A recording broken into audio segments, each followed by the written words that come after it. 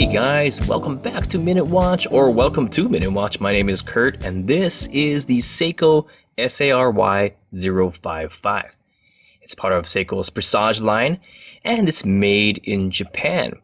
This watch also comes in a black dial version called the SARY057 right here, and it's really nice. So let's get right into it.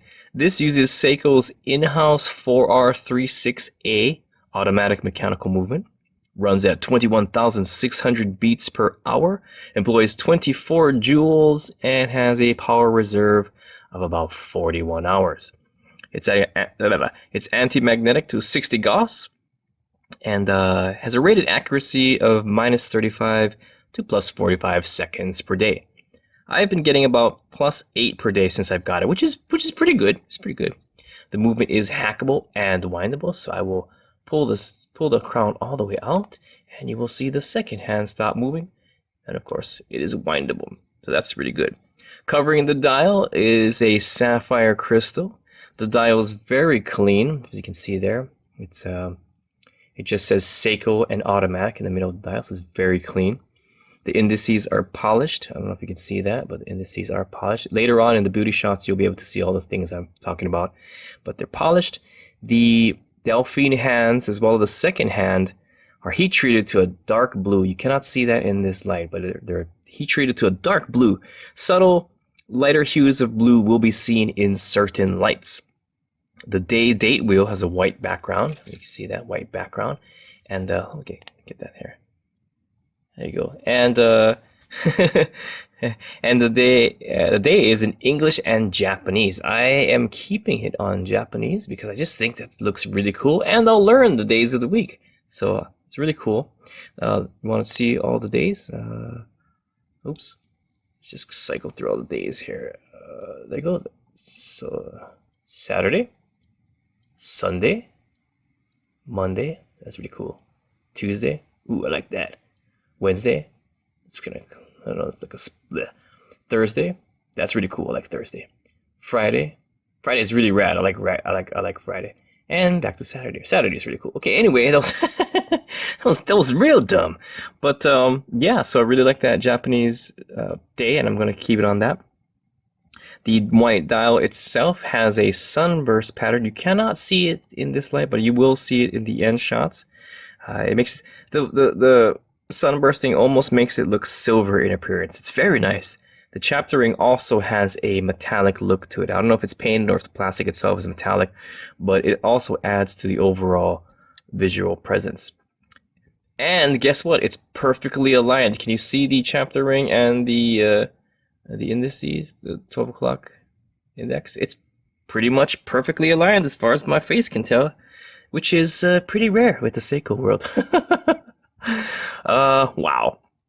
The case is, of course, 316L stainless steel, which is to be expected, and it's beautifully done.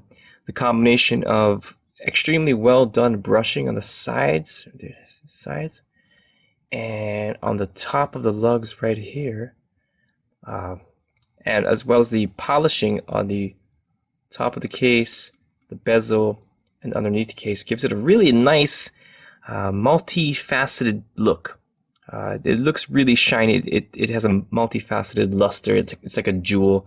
This light doesn't do it justice, but hopefully in the end shots you will see that what I'm talking about.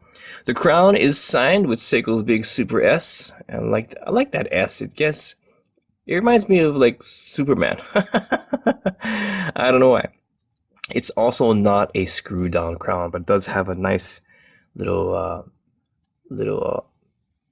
cave there, a little alcove for it to rest into. It's very, very well done. No gap, which is really good. The winding is very light. You can't really hear it unless you put it right up to your earball. It's effortless. It's kind of like not there, but you can feel the tactile sensation. It's not really gritty. It's not very sandpapery. It's more of a tiny zip tie. A very tiny zip tie. You know what I'm talking about? When you put the zip ties in, it's like a super tiny one. It's like the smallest one. And Okay, so because it's not a screw down crown, it only has a rating of 100 meters as far as the water resistance is concerned. Still, it's good for swimming and even snorkeling if you dare. I won't go snorkeling. I'll barely even. I don't go in the water too much anymore. I used to surf all the time. Once I discovered dirt, I don't surf. Okay, the case back features Seiko's Hardlex crystal in there, Hardlex mineral crystal, and you can see that 4R36A mechanical movement giggling around. Nothing too special. Does have that goldish rotor, and I'm seeing that more and more on the 4R36. Maybe they switched to the golden rotor to give it a little bit more weight. Maybe it does add a little bit more weight. I'm gonna guess that it's just for aesthetic purposes. 4R36A is a really good movement. It's quite robust. All right, what we got here? The bracelet is really good, guys. It's real good. It's real good. I really like the bracelet on this watch. It features solid links, has a solid edge links, which are really nice, and the centers of the links. The center links around the edges are polished, as well as the sides of the links are polished. So the brushing is very beautifully done. It matches the case perfectly, and because of the brushing and polished look, along with the case's brushed and polished look, this thing is beautiful. It shimmers. It's lovely to look at while walking around in places with lots of light. Even here, you can see how it kind of shimmers. Look at that. You can see how it kind of shimmers. This watch is blingy. This is a bling watch. In Costco, this thing is just like blinding people. I really like it. So the Seiko logo on the small single D-point clasp there, it's really nicely done. The only thing I don't like about this bracelet is that there are only 2 micro adjustments, and you don't get half links. So you might be screwed on the sizing. I got lucky; it fits me perfectly. For most people, it'll be just fine. But really good bracelet. Doesn't make a lot of noise. Has a good heft to it. Beautifully brushed, shimmery, lovely, excellent bracelet for a $300 watch. Fantastic. So let's check out the measurements. I'm really lazy today, and we're just going to use the button of justice here. We're going to click the button of justice, and okay, there you go. So the case, I got 41.9 millimeter, guys. So it's a 42 millimeter case, not 41 like all the places say. It's 41.9. It's 42 millimeters, guys. It's not on the smaller side. Lug to lug, I got 49 millimeters. Lug width, I got 22 millimeters. My favorite. Thickness, I got 11.8 millimeters. Whew. All right, but even though it's a pretty big watch, 42 millimeters, the lugs go down, and that is really good for smaller wrists. Let me put it on my smaller wrist, 6.5-inch wrist, guys. Excuse me. Pickle Rick. So it looks really good on my wrist. It's actually a little bit tight. I just took a shower, so I'm a bit swollen. That's what she said. So it does have a good presence even on my smaller wrist.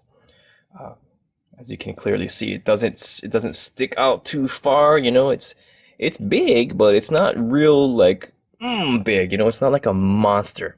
It feels good, even though it's on the bigger side. Is it my favorite size? No, it's not my favorite size. I would have loved it if this watch was a 40 millimeter or even a 39. 38, I think it would be a little bit too small for this watch. I like it a little bit bigger for these sportier watches. I think 40 would have been perfect. But still, for those of you who have bigger wrists, this would be perfect. I think it would be a great watch for you. Or if you have smaller wrists like me and like the bigger look, this is a great watch. This is a fantastic watch, and it looks real good. This camera is not doing it justice. This thing is just great. Okay, tablet of justice. So this thing doesn't have any lume, and so there's no lume check. I'm also gonna make a separate video to put it on different straps for you guys. It's gonna just take too long, so I'm gonna make a separate video. My tablet is on 5%.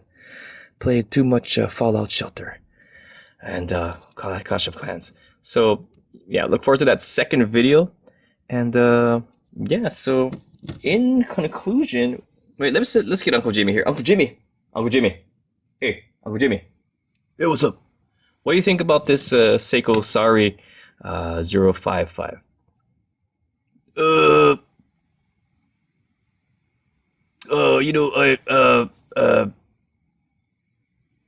You know, I hate watches. I can't wear watches. It doesn't. I don't really care anymore. I don't want to do these watch reviews anymore. You know, I don't want to do them.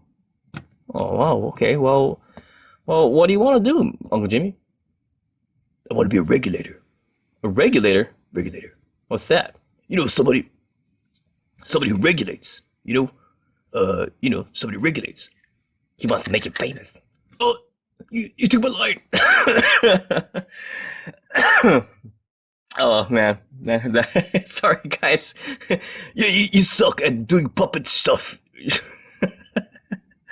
Oh, my voice got all kinds of jacked up. So yeah, just gonna leave that in there. Sometimes things fail, guys.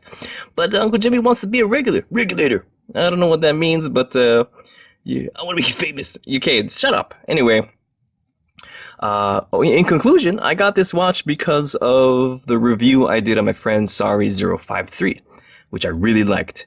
I didn't want to get the black dial version of this watch, as I already have a watch like it in the SARB033, which I think is just perfect for me. I feel that this watch is a tad too big, of course, like I said before, and again, I wish it was 40 millimeters or even 39, and despite that, I really like it. I think it's a great buy. It's a good price. You're getting a perfect watch for the price if you're into this size. It's made well, looks great, and isn't ridiculously expensive. So if you're on the fence about getting this watch, I recommend it. And that's my review. Thanks for watching.